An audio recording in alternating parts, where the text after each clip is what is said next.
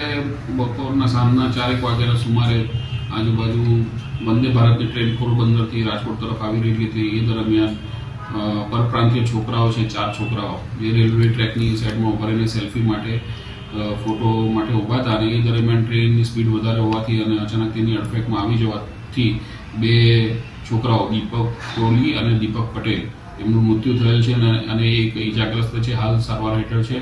અને નજરે જોનાર છે કુલદીપ, એના કહેવા પ્રમાણે કે એ લોકો સેલ્ફી માટે ઊભા હતા અને એ દરમિયાન ટ્રેનના આવી જવાથી અડફેકમાં આવી જવાથી 2 છોકરાઓનું મૃત્યુ થઈ ગયું.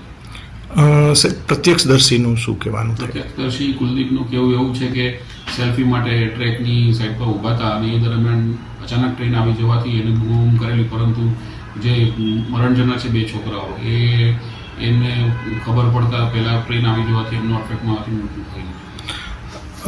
સર, શું કહેવા માગશો આજની પેઢી, યુવા પેઢીને રીલના ચક્કર? આજની યુવા પેઢીને મારે એવું જ કહેવું છે કે સોશિયલ મીડિયાથી દૂર રહેવું જોઈએ અને આવો ખાસ કરીને જે આવી જગ્યાઓ છે, જાહેર જગ્યાઓ જ્યાં ટ્રેન છે કાં તો જ્યાં ઓવર સ્પીડ થતી હોય એવી અમુક ખીણો છે જેની ઉપરથી સેલ્ફી લેવાનું જે ગાંઠપણ છે એ ગાંઠપણ દૂર કરવું જોઈએ. અને એનામાં અકસ્માતમાં અચાનક જ મૃત્યુ થાય છે આવા લોકોનું.